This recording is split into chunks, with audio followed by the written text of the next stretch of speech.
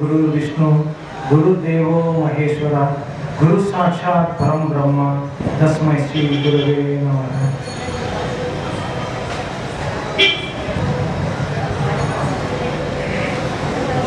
உயர்நிலை சென்றுக்குள்ள அவர்களுக்கு இப்பொழுது நமது சிவகாசி சௌந்தரமணி மெட்ரோ உரிமையாளர் திரு உயர்திரு ராஜசேகரன் அவர்களுக்கு மாநிலக்கிறார்கள்.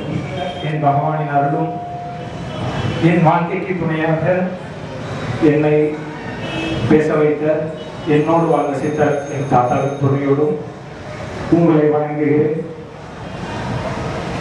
இந்த நிகழ்ச்சி 65 ஆண்டு காலமாக ஒரு ஆன்மீக பணி நிகழ்ந்து கொண்டிருக்கிறது என்பது ஒரு மிகப்பெரிய பொக்கிஷம். இங்கே பேச வாய்ப்பு கொடுத்த இந்த அருணகிரிநாத சபா உறுப்பினர்களுக்கும் தலைவர் SM தங்கராஜ் அவர்களுக்கும் செயலாளர் துணைத் தலைவர்கள் சஞ்சீவி தாயம்மாள் அவர்களுக்கும் செயலாளர் பரமேஸ்வரி அவர்களுக்கும் மற்றும் சபா உறுப்பினர்கள் அனைவருக்கும் என் நன்றியை தெரிவித்துக் கொள்கிறேன். மேலும் இன்று இந்த நிகழ்ச்சிக்கு உபயோகமாக விளங்கக்கூடிய ஹெல்ப்ஸ் இந்தியா சிவகாசி அவர்கள் குடும்பத்தினருக்கும் ஸ்ரீ கிருஷ்ணா மேட்ச்வர்க்ஸ் சிவகாசி அவர்கள் குடும்பத்தினருக்கும் என் பாத நமஸ்காரங்கள். 12 ஆண்டுகளுக்கு ஒரு முறை கும்பாபிஷேகம் செய்தால் போதும் சொல்லுவாங்க. ஆனால் 12 மாதங்களுக்கு ஒரு முறை இங்கே கும்பாபிஷேகம் நடந்து கொண்டிருக்கிறது என்பதை சொல்ல வேண்டும். ஏன்னா கும்பாபிஷேகத்துடைய நோக்கமே மனசு ஒருநிலைப்பட்டு அங்கே இறைவனுக்கு சக்தி கிடைக்கிறதா அர்த்தம். இங்கே 11 மாசங்களுக்கு ஒரு முறை மனசு ஒருநிலைப்படுத்தி 30 நாட்களும் இங்கே ஒரு சொற்பொழிவு நடைபெறுகிறதுனா அது கிட்டத்தட்ட ஒரு கும்பாபிஷேக சொற்பொழிவு கும்பாபிஷேகத்துக்கு ஈக்குவலான ஒன்றுதான். 6 நாட்கள் மகாபாரத விரிவுரை நடைபெற்று மகாபாரதத்தின் அல்ல அல்ல குறையாத அமிர்தமான பகவத்கீதையிலிருந்து மகாபாரதத்தில் அணையா விளக்கான நந்தா விளக்கான பகவத்கீதையிலிருந்து இன்னொரு நாள் சொற்பொழிவு கர்மயோகம் என்ற தலைப்பிலே. கீதையிலே பகவான் மனிதர்களை 2ஆக பிரித்திருக்கிறார். ஒன்று அந்தர்முகி, மற்றொன்று பகிர்முகி. இந்த உலகத்தில் உள்ள மனிதர்கள் எப்படிப்பட்டவர்களானாலும் அவர்கள் ஆண்களாக இருந்தாலும் பெண்களாக இருந்தாலும் படித்தவர்களாக இருந்தாலும் படிக்காதவர்களாக இருந்தாலும் விஞ்ஞானியாக இருந்தாலும் ஆன்மீகவாதியாக இருந்தாலும் இந்து மதத்திற்கு உட்பட்டவராக இருந்தாலும் இந்து மதத்திற்கு அப்பாற்பட்டவராக இருந்தாலும் ஒன்று உள்நோக்க மனமுடையவர்களாக இருப்பார்கள் அல்லது வெளிநோக்க மனமுடையவர்களாக இருப்பார்கள். உள்நோக்க மனமுடையவர்களை தான் அந்தர்முகி, வெளிநோக்க மனமுடையவர்கள் தான் பகிர்முகி. தன்னை உணர்ந்து தன்னில் மறைந்து தனக்குள் ஒரு கூட்டத்தில் இருக்கின்ற போது கூட ஒரு ஏகாந்த நிலையை உணரக்கூடியவர்கள் அந்தர்முகி. தன்னை உணர்ந்து தன்னில் மறந்து கூட்டத்தில் இருக்கின்ற போது கூட ஒரு ஏகாந்த நிலையை உணரக்கூடியவர்கள். இவர்களின் பார்வை சூன்யத்தை நோக்கி இருக்கும், இவர்களின் பார்வை சாங்கியத்தை நோக்கி இருக்கும்.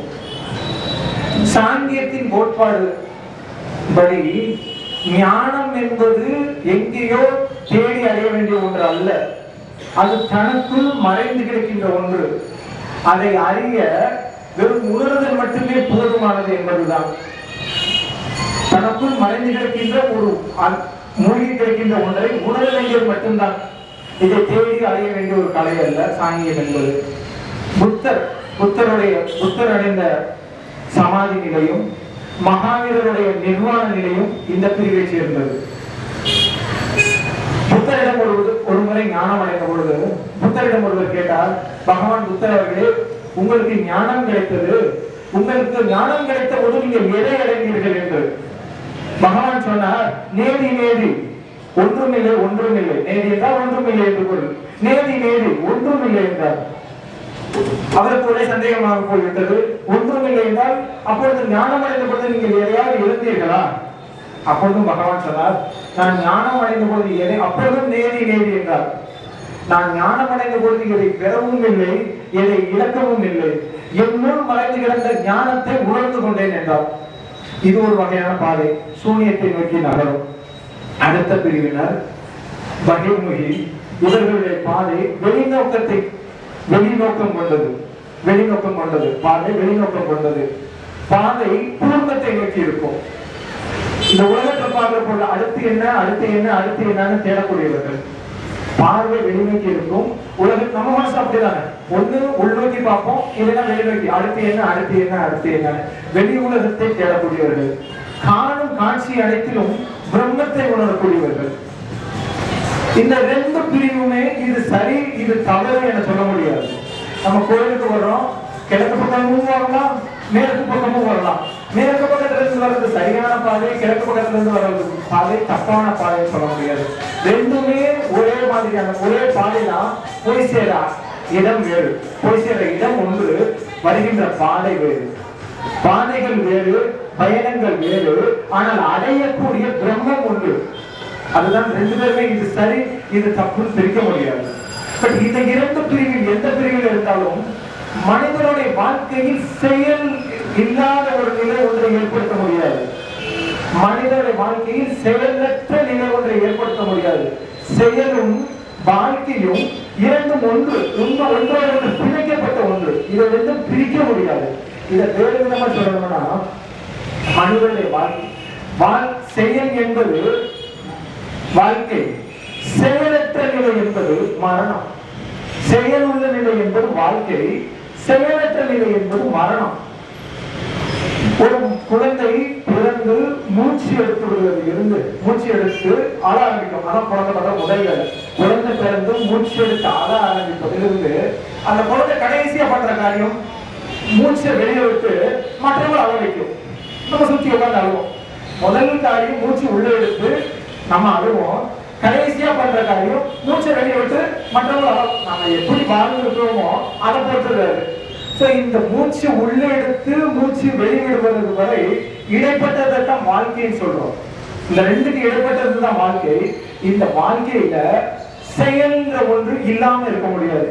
மூச்சு எடுத்துக்கிறதும் செயல்தான், சாப்பிடுறதும் செயல்தான், தூங்குறதும் செயல்தான். எல்லாமே செயலற்ற நிலை ஒன்றை ஏற்படுத்த முடியாது. இந்த செயலை நம்ம வாழ்க்கையில நாம் செய்கின்ற ஒவ்வொரு செயலையும் எப்படி யோகமாக மாற்றுவது, எப்படி யோகமாக மாற்றுவது என்ற கலையை சொல்வதுதான் கர்மயோகம். நாம் செய்கின்ற செயல் அது நல்ல செயலா தப்பான செயலா கெட்ட செயலா இல்லை, வாழ்க்கையில் நாம் செய்கின்ற செயலை எப்படி யோகமாக மாற்றுவது என்ற கலையை சொல்வதுதான் கர்மயோகம். கர்மா என்பது செயல், யோகம் என்பது கலை. செயலை எப்படி யோகமாக மாற்றுவது என்ற கலைதானே அன்றி முன்னிலை பற்றியோ இல்ல இதுக்கு முன்னாடி நம்ம ஜென்மங்கள்ல நம்ம நடந்ததுடைய விளைவுகளை பற்றியோ இங்க பேச போவதில்லை. கர்மயோகம் முழுவதுமே செய்கின்ற செயலை எப்படி யோகமாக மாற்றுவது என்ற கலையை சொல்லுகிறதுதான். இன்று நாம் எடுத்துக்கொண்ட தலைப்பு கர்மயோகமே. கர்மயோகம் சொல்வது செயலை செய், செயலை செய், அந்த செயல் எது வேண்டுமானாலும் செய், செயல் எது வேண்டுமானாலும் செய், ஆனால் செயலை பற்று இல்லாமல் செய், செயலை பற்று இல்லாமல் செய். ஒரு பற்று இல்லாமல் செய்கின்ற செயலின் பலனையும் எதிர்பார்க்காமல் செய். செயலை செய், செயல் எது வேண்டுமானாலும் செய், செயலை பற்று இல்லாமல் செய். அப்படி பற்று இல்லாமல் செய்கின்ற செயலின் பலனையும் எதிர்பார்க்காமல் செய். இதுதான் கர்மயோகம். அதையே செயலை செய், செயல் எப்படி இருந்தாலும் செய், அதை பற்று இல்லாமல் செய், பலனையும் எதிர்பார்க்காதே. இது ஏன் பலனை எதிர்பார்க்காதே பகவான் சொல்லி இருக்கிறாரு? வேற ஏதாவது சொல்லி இருக்கலாமே. பலனை எதிர்பார்க்காதேன்னு சொன்னா நம்ம மனசுக்கு தோணும், பலன் கிடைக்காதுன்னு தெரிஞ்சா ஏன் சார் அந்த செயல் பண்ணணுமா? பலனே கிடைக்காது. கோவிலுக்கு போறோம், பிரார்த்தனை பண்றோம், பகவான் நமக்கு ஏதாவது அருள்வாரும் தெரிஞ்சாலும் பிரார்த்தனையை பண்ணணும். பிரார்த்தனை பண்றதுக்கு அவனுக்கு ஒண்ணுமே கிடைக்காதுன்னு தெரிஞ்சா நம்ம ஏன் பிரார்த்தனையை பண்ணுவோம் நம்ம நினைப்போம். ஒரு செயல் எந்த செயல் பண்ணாலும் அதுக்கு முதல்ல நம்ம பார்க்கறது அந்த செயல் செஞ்சா நமக்கு என்ன பலன் கிடைக்கும், அதுக்கு எவ்வளவு பலன் கிடைக்கும். அப்படிதான் ஒரு பலனுமே கிடைக்காத சாமியை கும்பிட மாட்டோம். அதுதான் நம்மளுடைய மனசு. இது இது வந்து இவங்களுடைய மனசு அவர்களுடைய மனசு இல்லை. நம்ம மனசு எல்லாம் பேர்ல தானே பண்றோம், ஏதாவது கிடைக்கணும் அப்படின்னு. பகவான் சொல்றாரு செயலை செய், பலனை எதிர்பார்க்காமல் செய். ஏன் பலனை எதிர்பார்க்காமல் செய்? ஏன்னா குழந்தைங்க அம்மா சொல்லுவாங்க, வாத்தியாரெல்லாம் கொஞ்சம் பேர் இருக்காங்க, நம்ம குழந்தைகிட்ட சொல்லுவோம், படிக்கும் போது ஒன்றுல மட்டும் கவனம் வச்சு படிங்க, அப்பதான் உனக்கு ரொம்ப சீக்கிரமா படிக்க முடியும், எளிமையா புரியும், சீக்கிரம் படிக்க முடியும். அதுதாங்க அன்னைக்கு பகவான் சொன்னது. இன்னைக்கு அம்மாமார்கள் குழந்தைக்கு சொல்றது, அன்னைக்கு பகவான் அதைத்தான் சொன்னாரு. ஒரு நேரத்துல ஒரு செயல்ல கவனம் வச்சா அந்த செயல் சீக்கிரமா பண்ண முடியும், திறம்பட பண்ண முடியும், ஈஸியா பண்ண முடியும். ஒரு நேரத்துல 2 இடத்துல கவனம் வச்சா எவ்வளவுதான் திறமையா இருந்தாலும் நம்ம செய்யற செயல எங்கேயாவது கொஞ்சம் தடுமாற்றம் வரத்தான் செய்யும். பலமும் அங்க எங்கேயாவது இடத்துல குறையத்தான் செய்யும். பகவான் தெளிவாக நம்ம புரிஞ்சுக்கணும். பகவான் பலனை எதிர்பார்க்காமல் செய் அப்படின்னு ஒரு வாசகம் தான் சொல்லியிருக்கிறாரே தவிர பலன் கிடைக்காது எங்கேயுமே சொல்றது இல்லை. பலன் கிடைக்காதுன்னு சொல்லவே இல்லை. அடுத்த வார்த்தை சொல்றாரு, எவன் ஒருவன் பலனை எதிர்பார்க்காமல் செய்கின்றானோ அவனுக்கு அதிக பலன் கிடைக்கும். எவன் ஒருவன் பலனை எதிர்பார்க்காமல் செய்கின்றானோ அவனுக்கு அதிக பலன் கிடைக்கும் தான் பகவான் சொல்றாரு. பலனை எதிர்பார்க்காதே அப்படின்னு தான் சொல்லியிருக்கிறாரே தவிர பலன் கிடைக்காது அப்படின்னு ஒரு இடத்துல கூட பகவத்கீதையில பகவான் சொன்னதே கிடையாது. ஏன் இந்த பலனை எதிர்பார்க்காம செய்யணும்? பலன் கிடைச்சாதான் சார் நமக்கு சந்தோஷமே. கண்டிப்பா பலன் கிடைச்சாதான் சந்தோஷமே. இப்போ நம்ம ஒரு பிசினஸ் பண்றோம் வைங்க, ஒரு பிசினஸ் பண்றோம், 4 வருஷம் கழிச்சு பலன் கிடைக்குது. உடனே பலன் கிடைக்கும். ஒரு மரம் வச்சா அந்த ஒரு செடி வச்சு ஒரு பழம் வரணும்னா தண்ணி ஊற்றி அது வளர்ந்து அது கனி கிடைச்சாதான் நம்ம அனுபவிக்க முடியும். வேலை போட்ட உடனே எனக்கு கனி கிடைக்கணும்னா கிடைக்குமா? கிடைக்காது. எனக்கு கனி கிடைச்சாதான் சந்தோஷம்னா டெய்லி அந்த செடிக்கு நம்ம தண்ணி ஊற்றுவோமா? கண்டிப்பா ஊற்ற மாட்டோம்.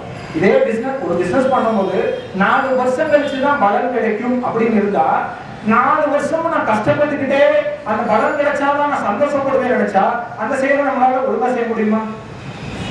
பண்ண முடியாது. கண்டிப்பா நம்மளால பண்ண முடியாது. 4 வருஷம் கஷ்டப்பட்டு இருந்துட்டு 5ஆவது வருஷம் பலன் கிடைக்கும் போது அதை அனுபவிக்கக்கூடிய மனசாவது நமக்கு இருக்குமா? ஏன்னா 4 வருஷத்தை கஷ்டத்தையே அனுபவிச்சிட்டோமா? எது போடுறோமோ அதுதானே வளரும். 4 வருஷமா கஷ்டத்தை மட்டுமே அனுபவிச்சுட்டு 5ஆவது வருஷம் பலன் கிடைக்கும் போது நம்ம மனசுக்கு அதை அனுபவிக்கக்கூடிய சந்தோஷத்தை அனுபவிக்கக்கூடிய மனசு கூட இருக்காது. ஒண்ணு.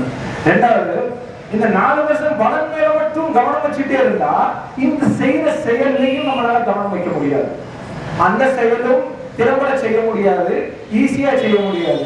இது எந்த செயல் இல்லை. ஆனா பகவான் சொல்றாரு, பலனை எதிர்பார்க்காமல் செய், அந்த செயல் எது வேண்டுமானாலும் செய். செயல் எது? அது வீட்டுல சமைக்கிறதா இருக்கட்டும், இல்ல வெளியில போய் பிசினஸ் பண்றதா இருக்கட்டும், இல்ல ஒரு பலனை எதிர்பார்க்கிறதா இருக்கட்டும், எந்த செயலா வேணாலும் இருக்கட்டும். நம்ம படிக்கிறோம், படிக்கிறதுல மட்டும் கவனம் வச்சா கண்டிப்பா பாஸ் ஆயிடுவோமே. ஏன் பாஸ் ஆகிறதுல போய் கவனம் வச்சுட்டு படிக்கும் போது பயந்து போய் சாவோம்? அதுக்கு பதிலா படிக்கும் போது படிப்புல மட்டும் முழு கவனம் வச்சோம், பலன் கிடைக்கும் போது பாசத்து பலன் கண்டிப்பா கிடைக்கதான போகுது. சோ பலன் கிடைச்சாதான் சந்தோஷம்ன்றதை மாத்தி பலனை எதிர்பார்க்காது செயல் செய்யும் பொழுது அதுல சந்தோஷத்தை உணர்றவன் தான் கர்மயோகி சொல்றாரு. இதே பலன் கிடைச்சாதான் சந்தோஷம் அப்படின்னு ஒரு பக்கம் இருக்கு. அப்ப நம்ம செய்யற செயல் நல்ல செயலா கெட்ட செயலா இப்படி நம்ம தெரிஞ்சுக்கிறது? நம்ம செயல் செய்யறோம், இந்த செயல் நல்ல செயலா கெட்ட செயலா நம்ம எப்படி தெரிஞ்சுக்கிறது? எப்போ ஒரு செயலுக்கு பலனை எதிர்பார்க்கலையோ அப்போ அந்த செயல் நல்ல செயலா போயிடுது. எப்போ ஒரு செயலுக்கு பலனை எதிர்பார்க்கலையோ, பலனை எதிர்பார்க்காத போது அடுத்தவங்களுக்கு கஷ்டம் கொடுக்கணும்னு மனசு வருமா? வராது. பலனை எதிர்பார்க்காத போது அடுத்தவங்களுக்கு துரோகம் பண்ணணும்னு மனசு வருமா? அதுவும் வராது. பலனை எதிர்பார்க்காமல் செய்கின்ற எல்லா செயலுமே நல்ல செயலா மாறிடலாம். அதுக்குதான் பகவான் பலனை எதிர்பார்க்காதேன்னு சொன்னது 2 காரணம். 1, பலன் நிறைய கிடைக்கும். 2, நீ செய்யற செயல் எல்லா செயலும் நல்ல செயலாயிடும். அதுல தப்பு வர்றதுக்கு வாய்ப்பே இல்லை. பலனை எதிர்பார்க்காமல் செய்கின்ற எல்லா செயலும் நல்ல செயலா போயிடும். இப்போ மனசு தோணும், இன்னைக்கு நம்ம அப்ப நான் பலனை எதிர்பார்க்காம இன்னைக்கு நான் பண்ணிக்கிட்டு இருக்க எல்லா செயலையும் நான் பண்ணா அதுவே போதுமா? அதுதான் கர்மயோகமா? அதுதான் கர்மயோகம். அதுதான் கர்மயோகம் சொல்றான் பகவான். செயலை செய், பலனை எதிர்பார்க்காதே. அதை பலனை எதிர்பார்க்காமல் அப்ப நான் எப்படி செயலை செய்வது? பகவான் சொல்றாரு, பலனை எதிர்பார்க்காமல் செய்யற செயலை பத்தி பிரச்சனையே கிடையாது. செயலற்ற நிலை அல்ல கர்மயோகம். செயலற்ற நிலை அல்ல கர்மயோகம். செய்பவனற்ற நிலையே நிஷ்காம தர்மமாகிறது. நீ செயல் எந்த செயல் செய், அதை பற்றில்லாமல் செய். பற்றில்லாமல் செய்கின்ற எல்லா செயலும் நிஷ்காம தர்மமாகுதுன்னு சொல்றாரு பகவான். செயல் பலனை எதிர்பார்க்காமல் செய்யற செயலை பற்றில்லாமல் செய்யணுமா? இது ஏன் பகவான் ஒரு செயலை செய்யும் பொழுது பற்றில்லாமல் செய், பற்றோட செஞ்சாலும் நம்மளுக்கு ஒரு வேகம் இருக்கும், அதுல ஒரு ஒரு இன்ட்ரெஸ்ட் இருக்கும், இன்னும் நம்ம செய்யணும், பலன் கிடைக்கணும்னு செய்ய முடியும். இது ஏன் பகவான் பற்று இல்லாமல் செய்ய சொல்றாரு? இதுக்கு ரெண்டு காரணம் இருக்கு. ஒண்ணு, எப்ப ஒரு செயல் நான் செய்யும் பொழுது நான் செய்கின்றேன் என்ற மனோபாவம் வருதோ, பற்று இருக்கோ, அப்ப நான் செய்கின்றேன் என்ற ஆணவம் வந்துவிடும். நான் செய்கின்றேன் என்ற ஆணவம் வந்துவிடும். உன் ஆணவத்தை குறைப்பதற்காக நீ பற்று இல்லாமல் செய் அப்படின்னு சொல்றாரு. அர்ஜுனனுக்கு அதுதான் பிரச்சனையா இருந்தது. சண்டை போடணும், நாடு கிடைக்கல, சண்டை போடணும்ன்ற முடிவுக்கு வர்றாங்க. சண்டை போடலாம்னு சொல்லிட்டு தேர் பூட்டி வர்றாங்க. கிருஷ்ணனே தேரோட்டியா உட்கார்ந்து இருக்காரு. சண்டை போடணும், சண்டை நடக்கிற ஆரம்பிக்கிறதுக்கு முன்னாடி அர்ஜுனனுக்கு ஒரு ஆசை வருது. என் கூட யாரெல்லாம் சண்டை போடுறாங்கன்னு நான் பார்க்கணும். ஏன்னா பெரிய வில்லாடி. அவன் கேட்கிறான், பகவானே என் கூட சண்டை போடுறவங்க யாரு கிருஷ்ணா, என் கூட சண்டை போடுறவங்க யாரும் நான் பார்க்கணும் அப்படிங்கிறான். கிருஷ்ணன் என்ன சொல்றான், சரி நீ பார்க்கணும்னு ஆசைப்படுற, நீ இதுக்கப்புறம் நீ பாப்பியா பார்க்க மாட்டேன், பகவானுக்கு தெரியும். நீ பாப்பியா பார்க்க மாட்டியான்னு எனக்கு தெரியாது, சரி வா கூட்டிட்டு போறாரு. ரெண்டு பக்கம் நடுவுல போய் நிப்பாட்டுறாரு. நடுவுல நிப்பாட்டி வச்சுட்டு கிருஷ்ணன் அர்ஜுனன் பேசுறான், கிருஷ்ணா எதுக்கு நிக்கிறது என் தாத்தா பீஷ்மராச்சே? ஆமா, யாரு இல்லைன்னு சொன்னா. கூட நிக்கிறது என் குரு துரோணராச்சே? ஆமா. அவன் இந்த சண்டை போட வந்திருக்கிறது என்னுடைய சோதரன் துரியோதனுக்காச்சே? ஆமா. இப்ப இத்தனை வேளையும் நான் கொண்டுட்டு நான் என்னுடைய ராஜ்யத்தை அடைகிறதுக்கு நான் என் ராஜ்யத்தையே தியாகம் பண்றேனே அப்படின்னா எவ்வளவு பெரிய நல்ல வார்த்தை. இத்தனை வேலை நான் கொண்டுட்டு நான் ஏன் எனக்கு ராஜ்யம் வேணும், இதை எல்லாத்தையும் விட்டுட்டு நான் தியாகம் பண்ணிட்டு நான் மறுபடியும் மனவாசமே போனேனே அப்படின்னா. பகவான் ஒரே ஒரு கேள்விதான் கேட்டாரு, ஏன் அர்ஜுனா இந்த நான் 3 பேரையும் நீ கொல்லுவேன், நான் எப்படி கொல்லுவேன்னு கேட்கிறியே, அப்ப இந்த 3 பேரையும் நீ காப்பாத்துறியா? பகவான் அந்த கேள்வி. அப்ப இந்த 3 பேரை நீ காப்பாத்துறியா? அப்ப நான் யோசிக்கிறான், இந்த 3 பேர் நம்ம உயிரோட குமாரி இந்திரியாங்கிறது நமக்கு தெரியாது. அந்த 3 பேர்த்தை நான் காப்பாற்றிடுவேன் கிருஷ்ணன் கேட்டப்பதான் அர்ஜுனனுக்கே ஒரு ஞானோதயம் வருது. அப்ப யோசிக்கிறான், இல்ல கிருஷ்ணா, இல்ல பகவானே, என்னால காப்பாற்ற முடியாது. எப்ப ஒருத்தரை உன்னால காப்பாற்ற முடியலையோ அப்ப அவங்கள உன்னால ரசிக்கவும் அவங்கள உன்னால கொல்லவும் முடியாது. உன் கடமையை மட்டும் செய். நீ எதை தியாகம் பண்றேன்னு சொல்றையோ அது உன் தியாகம் அல்ல. நான் என்ற ஆணவம், அதை எனக்கு சமர்ப்பணம் பண்ணு. நான் என்ற ஆணவத்தை எனக்கு சமர்ப்பணம் பண்ணிட்டு உன் செயலை மட்டும் நீ செய், மற்றதை நான் பார்த்துக்கிறேன். உன் செயலை மட்டும், நான் என்ற ஆணவத்தை எனக்கு சமர்ப்பணம் பண்ணிட்டு உன் செயலை மட்டும் நீ செய், மற்றதை நான் பார்த்துக்கிறேன் சொன்னான். இது ஏன் இதை சமர்ப்பணம் சொல்ல இருக்கிறாரு? தியாகம்ன்ற வார்த்தைக்கும் சமர்ப்பணம்ன்ற வார்த்தைக்கும் பார்க்கும் பொழுது ஒரே மாதிரி தோணுது. சமர்ப்பணம் சொல்றதும் கொடுக்கிறது, தியாகம் சொல்றதும் கொடுக்கிறது. இது ஏன் தியாகம் சொல்லாம சமர்ப்பணம் செய்யணும்னு சொன்னாரு? ஏன் சொன்னாருன்னா, தியாகம் பண்ணும் பொழுது நான் செய்வேன், என்னுடையது அப்படின்ற ஒரு ஆணவம் அகம்பாகம் வரும். பட் சமர்ப்பணம் சொல்றது பகவானுடையத மறுபடியும் நான் விட்டுட்டேன். சோ நாம துறக்கிறதுக்கும் கொடுக்கிறதுக்கும் விட்டுட்டேன்னு சொல்றதுக்கும் உள்ள வித்தியாசம் தான் சமர்ப்பணத்துக்கும் தியாகத்துக்கும் உள்ள வித்தியாசம். அதான் பகவான் சொன்னாரு, எனக்கு நீ சமர்ப்பணம் பண்ணிட்டு உன் தொழில் எதுவோ அதை செய்.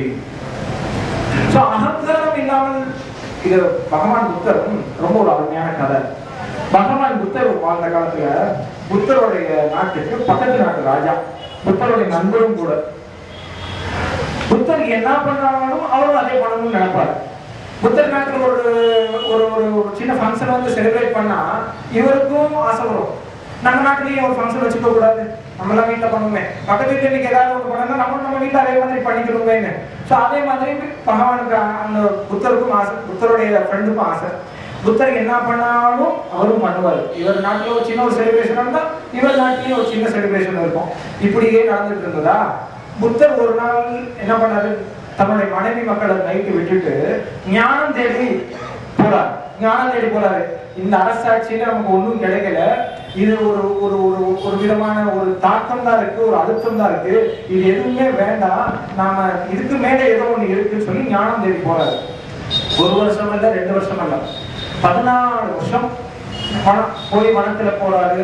பார்க்காத குருமார்கள் இல்ல, சந்திக்காத சன்னியாசிகள் கிடையாது. யாரெல்லாம் பார்க்கிறாரோ அவங்க எல்லாரையும் பார்க்கிறாரு. எத்தனை குருமார்கள் இருக்கிறாங்களோ அவங்க என்னதான் சொல்றாங்களோ எல்லாத்தையும் கேட்கிறாரு. ஒண்ணு கூட விடுறது இல்ல. அவங்க ஒரு நாள் உங்களுக்கு சொன்னா இவர் 2 நாள் இருப்பாரு. எப்படியாவது ஞானம் அடையணும்னு ஒரு வைராக்கியம், எப்படியாவது அடையணும். 14 வருஷம் கழிச்சு அவருக்கு ஞானம் கிடைக்குது. அவ்வளவு 14 வருஷம் கழிச்சு ஞானம் கிடைக்குது. ஞானம் கிடைச்சதுக்கு அப்புறம் ஒன்றும் பேசுனது கிடையாது, தன்னுடைய நாட்டுக்கும் திரும்பி போனதில்லை. அப்போ இத கேள்விப்பட்ட அந்த பக்கத்து நாட்டு ராஜா இல்லையா, அவருக்கு ஆசை வந்தது. அவருக்கு என்ன ஆசைன்னா, ஏன் நானும் புத்தர் மாதிரி ஒரு ஞானம் தேடி அடையக்கூடாது? புத்தருக்கு இவ்வளவு பேரும் புகழும் இருக்கும் பொழுது ஏன் நானும் ஞானம் தேடி அடையக்கூடாது அப்படின்னு சொல்லிட்டு இவருக்கு என்ன பண்ணாரு, புத்தர் என்ன பண்ணாரோ அதை எல்லாரும் இவர் பண்ற பழக்கமாச்சா. இவரும் நைட்டோட நைட்டா மனைவி மக்களை விடுறாரு. நைட்டோட நைட்டா மனைவி குழந்தைகளை விட்டுட்டு நாடு விட்டு வெளியே போறாரு. முடியாட்சி விட்டாரு, தன்னுடைய ராஜ்யம் விட்டாரு. புத்தர் எந்த காலத்துக்கு போனாரோ, எந்த வனத்துக்கு போனாரோ அதே வனத்துக்கு போறாரு. புத்தர் எத்தனை குருமார்களை சந்திச்சாரோ அத்தனை குருமார்களை அவரையும் சந்திக்கிறாரு. புத்தர் எப்படி உண்ணாவிரதம் இருந்தாரோ அதே மாதிரி உண்ணாவிரதம் இருக்கிறாரு. ஆனா இந்த ஞானம் சொல்றது அவருக்கு கண்ணுல கூட தெரியல. ஞானம் சொல்றது கண்ணுல கூட தெரியல. இதுக்கு என்ன பண்றதுன்னு தெரியல. சரி, வேற வழியில 10 வருஷமாச்சு 12 வருஷமாச்சு, ஞானம் ஒண்ணு கிடைக்கிற மாதிரியும் தெரியல, அதுக்கான அறிகுறியுமே தெரியல, என்ன பண்றதுன்னு தெரியல. ஆனா இந்த 12 வருஷம் பக்குவப்பட்ட மனசாச்சா நேர பகவான்கிட்ட புத்தர்கிட்டே போறாரு. புத்தர்கிட்டே போய் அவர்கிட்டே கேட்போமே, உங்களுக்கு எப்படி ஞானம் கிடைச்சது, அவர்கிட்டே கேட்டுப்போமே, அவர்கிட்டே கேட்டு தெரிஞ்சுட்டு போவோமேன்னு சொல்லிட்டு புத்தர் தங்கிருக்கிற ஆசிரமம் தேடி வர்றாரு. அங்க புத்தர் வந்து பார்த்தா புத்தர் தியானத்துல உட்கார்ந்து இருக்கிறாரு. இவர் போனோடனே இவருக்கு பேசணும்னு ஆசை, பட் பகவான் தியானத்துல உட்கார்ந்து இருக்கிறாரு, என்ன பண்றதுன்னு தெரியல. சரி, இவருக்கு கொஞ்ச நேரம் அமைதியா உட்கார்ந்து இருக்கிறாரு. புத்தர் கண் முடிச்சா இவருக்கு ஒரே சந்தோஷம். புத்தருக்கு அதுக்கு மேல சந்தோஷம். பழைய பக்கத்து நாட்டு ராஜா, ரொம்ப வருஷம் கழிச்சு நண்பர்களை பார்த்த ஒரு சந்தோஷம் வரும் இல்லையா. பக்கத்து நாட்டு ராஜாவை பார்த்த உடனே பயங்கர சந்தோஷம். கட்டி தழுவி, உனக்கு எவ்வளவு நாளாச்சு, பார்த்து எவ்வளவு நாளாச்சு, நாடு எப்படி இருக்கு, ராஜ்யம் எப்படி இருக்கு, என்னுடைய நாடு எப்படி இருக்கு, நலம் விசாரிச்சுக்கிட்டு இருக்கிறாரு. இவர் புத்தருடைய ஃப்ரெண்டு கேட்கிறாரு, ஏன் புத்தரும் உனக்கு என்ன பார்த்தா தெரியலையா, நான் நாட்டில இருந்து வர மாதிரியா இருக்கு உனக்கு, நான் எல்லாத்தையும் விட்டு 12 வருஷமாச்சு, 1 வருஷம் இல்ல 2 வருஷம் இல்ல 12 வருஷமாச்சு. முதல்ல நானு நீங்க என்ன பண்ணீங்களோ அதே மாதிரி நைட்டோட நைட்டா என் மனைவி மக்களை விட்டேன், நீங்க பண்ண மாதிரி என்னுடைய முடியாட்சியை விட்டேன், நீங்க பண்ண மாதிரி என்னுடைய ராஜ்யத்தை விட்டேன், நீங்க பண்ண மாதிரி எல்லா குருமார்களையும் போய் பார்த்துட்டு வந்தேன். நீங்க எத்தனை விதமான உண்ணா நோன்புகளும் எத்தனை விதமான சாதனைகளும் பண்ணீர்களோ அது எல்லாமே நான் பண்ணுனேன். ஆனா எனக்கு ஞானம் கிடைக்கல. அது எப்படி கிடைக்கும் தெரிஞ்சுக்கிறதுக்காக தான் நான் உங்களை தேடி வந்திருக்கேன்னு சொன்னாரு. பகவானுக்கு ஒரே ஆச்சரியம், மனசுக்குள்ள ஒரு லேசா சிரிப்பு. மறுபடியும் கேட்டாரு, நீ எதெல்லாம் விட்டேன்னு சொல்லிட்டு இருந்தியோ அதை மறுபடியும் சொல்ல முடியுமா? நான் சரியா கவனிக்காம விட்டுட்டேன், ஞானத்துல இருந்து வெளியே வந்ததா சரியா கவனிக்காம விட்டுட்டேன், மறுபடியும் சொல்ல முடியுமா? ஏன் சொல்ல முடியாது? நீங்க விட்ட மாதிரியே நைட்டு 12 மணிக்கு என்னுடைய மனைவி மக்களை நான் விட்டுட்டேன், நீங்க திறந்த மாதிரியே என்னுடைய முடியாட்சியை விட்டுட்டு என்னுடைய ராஜ்யம் விட்டுட்டேன், எல்லா குருமார்களையும் சந்திச்சேன் அப்படின்னு சொல்ல போதே பகவான், நிறுத்து, நீ பண்ண எதுவுமே நான் பண்ணவே இல்லையே. ஒரே ஆச்சரியமே போச்சு. இவர் நம்ம மாதிரி தானே பண்ணாரு, ஏன் பண்ணலன்னு சொல்றானே அப்படின்னு கேட்டா புத்தர் சொல்றாரு, இதை எல்லாம் நான் என்னைக்கு விட்டனோ அன்னைக்கு நான் விட்டுட்டு வந்துட்டேன். நீ விட்டேன்னு சொல்றீங்க, தூக்கிட்டு தெரியுறீங்க. ஞானம் வேண்டி நான் எதையெல்லாம் விட்டனோ அதை அன்னைக்கே நான் சமர்ப்பணம் பண்ணிட்டேன். நீ விட்டேன்னு சொல்லி தியானம் பண்ணிட்டேன்னு சொல்லி இருக்கிற இந்த நான் விட்டேன்ற இதை நான் விட்டுட்டேன் தியானம் பண்ணிட்டேன்ற நிலைமையை மாத்தி சமர்ப்பணம், உனக்குள்ள இருக்கிற அந்த தியாகம் சொல்ற அந்த நிலையை மாத்தி சமர்ப்பணம் மனோபாவத்துக்கு வா, உனக்குள்ள ஆணவம் போயிடும். எந்த நிமிஷம் நீ ஆணவத்தை விடுறியோ அந்த நிமிஷம் நீ உனக்கு கடவுளை அடையலாம் அப்படின்னாரு. ஓ, இதுதான் சூட்சமானு புரிஞ்சுட்டு பகவானை கட்டி தள்ளிவிட்டு அடுத்த கேள்வி கேட்கிறேன். நம்மளுக்கு எப்பவுமே கேள்வி ஈஸியா வருமே, நான் எல்லாத்தையும் விட்டுட்டு என்னை சமர்ப்பண மனோபாவத்தில் இருக்க சொன்னா நான் சூனியம் ஆயிடுவேன், அப்ப நான் கடவுளை அடைய முடியுமா? இல்ல, நீ அப்பதான் அடைய முடியாது. எப்போ நீ சூன்யமாகலையோ அப்ப கடவுள் ஒன்று தேடி வந்துருவாரு.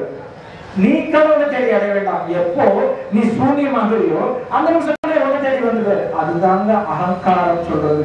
நான் செய்தேன், நம்ம செய்த எல்லா செயலும் நான் செய்தேன் நான் பண்றேன் நினைக்கும் பொழுதுதான் அந்த செயல் கடவுளை நம்மள இருந்து தூரத்துல கூட்டிட்டு போகுது. நான் செய்யல, சர்வமும் பரமாத்மான்னு சொல்லி அர்ப்பணம் பண்ணிட்டா அந்த நிமிஷம் நாம் செய்கின்ற ஒவ்வொரு செயலும் பரந்தாமன் செய்யற செய்யலாம். அகங்காரமற்ற நிலையில நாம் செய்யற செயல் எல்லாமே நிஷ்காம கர்மமாகி போகிறது. அதான் பகவான் சொல்றாரு, பற்றற்ற நிலையில் நின்று உன் செயலை மட்டும் செய், அந்த செயலை எனக்கு சமர்ப்பணம் செய்து விடு. நிறைய பற்றற்ற நிலையிலிருந்து அகங்காரம் மட்டும்தான் ஒரு காரணமா? அடுத்த வார்த்தையும் இந்த பற்றற்ற நிலையிலிருந்து என்ன பண்ணு ஏன் சொல்றாரு பகவான்? எடுத்து பார்த்தா இந்த பற்றோடைய நிலையில நம்ம நினைச்சிட்டு இருக்கிறோம், பற்றோடு இருக்கும்போதுதான் நம்ம அந்த செயல் நல்லா செய்யவும் திறம்பட செய்வோம். உண்மை அது இல்லை. பற்றோட இருக்கும்போது ஒரு சிறு முடிவு கூட நம்மளால எடுக்க முடியாது. இவ்வளவு பேர் இருக்கிறீங்க, இவ்வளவு கூட்டத்துல பெரிய பெரியவங்களாம் உட்கார்ந்து இருக்கிறீங்க. உங்ககிட்ட யாராவது ஒரு கேள்வி கேட்டா, ஒரு பிரச்சனை சார், ஒரு தீர்வு வேணும்னு கேட்டா எப்படி பதில் சொல்லுவீங்க? அவங்களே சொல்லுவாங்க, இவர்கிட்ட போய் கேட்டா ஒரு பதில் சொன்னா செஞ்சா அவ்வளவு கரெக்டா இருக்கும், தப்பவே தப்பாது. மாமி கிட்ட போய் சொன்னோம்னா அப்படி சொன்னாங்கன்னா அவ்வளவு கரெக்டா இருக்கும். நம்ம அண்ணாச்சி கிட்ட போய் இந்த பதில் கேட்டோம்னா அவர் சொன்னா கரெக்டா இருக்கும், மாத்தி செய்யவே வேண்டியதில்லை, மாதிரி யோசனைக்கு இடம் கொடுக்க வேண்டியதில்லை, அவ்வளவு கரெக்டா இருக்கும் அப்படின்னு அவங்க நினைப்பாங்க. பட் அதே மாதிரி ஒரு பிரச்சனை நம்மளுடைய வாழ்க்கையில வந்தா நம்மளால ஒரு தெளிவான முடிவெடுக்க முடிஞ்சிருக்கிறதுதான். நம்மளுடைய வாழ்க்கையில அதே மாதிரி ஒரு பிரச்சனை வந்தா நம்மளால ஒரு தெளிவான முடிவு எடுக்க முடியறதுதான் முடிகிறது இல்லை. இதை விட பெரிய பிரச்சனை வரும்போது நம்மளால ஒரு தெளிவான முடிவு எடுக்க முடிஞ்சது. இன்னைக்கு அதை விட ஒரு சின்ன பிரச்சனை, அதே பிரச்சனையை வச்சுப்போம், அதே பிரச்சனை வரும்போது நம்மளால ஒரு தெளிவான முடிவு எடுக்க முடியறது இல்லை. ஏன் எடுத்து பார்த்தா, அன்னைக்கு பிரச்சனைக்கு தீர்வு சொல்லும் பொழுது பிரச்சனை யாருடையதா இருந்தது? பிரச்சனை அவங்களுடையதா இருந்தது. பிரச்சனைக்கு அந்த பிரச்சனையால உண்டாகக்கூடிய நல்லதும் கெட்டதும் யாருக்கு கிடைக்க போகுது? பலன் அவங்களுக்கு கிடைக்க போகுது. சோ அந்த நிலையில, பற்றற்ற நிலையில பிரச்சனை அவங்களுடையது. நான் எடுக்க போற முடிவுக்கு நல்லதும் கெட்டதும் அதனுடைய பலன் என்ன சேர போறது என்ற நிலைமை வரும்பொழுது எவ்வளவு பெரிய பிரச்சனைக்கும் ஈஸியா தெளிவான முடிவு எடுக்க முடியாது. அதே பிரச்சனை நம்ம வாழ்க்கையில் வரும்பொழுது பிரச்சனை யாருடையதா இருக்கிறது? பிரச்சனை நம்மளுடைய பிரச்சனை. முடிவெடுக்க வேண்டியது நம்ம முடிவெடுக்க வேண்டியதா இருக்கு. அந்த முடிவெடுத்தா அந்த முடிவுல வரக்கூடிய நல்லதும் கெட்டதும் அது எனக்கே வரும். நான் என்னது எனக்குன்னு வரும்பொழுது, அகங்காரம் வரும்பொழுது ஒரு பிரச்சனைக்கு முடிவு கூட நம்மளால எடுக்க முடியறதில்லை. அதைத்தான் பகவான் சொல்றான், நீ எந்த இடத்துல செயலை செய்யும் பொழுதும் பற்றற்ற நிலையில இருந்தா உன்னால அந்த செயல் தெளிவா செய்ய முடியும். ஒரு சின்ன பிரச்சனைக்கு தீர்வு கூட எடுக்க முடியும். அதான் நான் முதல் சொன்னேன், நம்ம செய்யற செயல் பற்றற்ற நிலையில இருந்தா பரந்தாமன் செய்யற செயலா போயிடும். பரந்தாமன் செய்யற செயல் எப்பயாவது தப்பா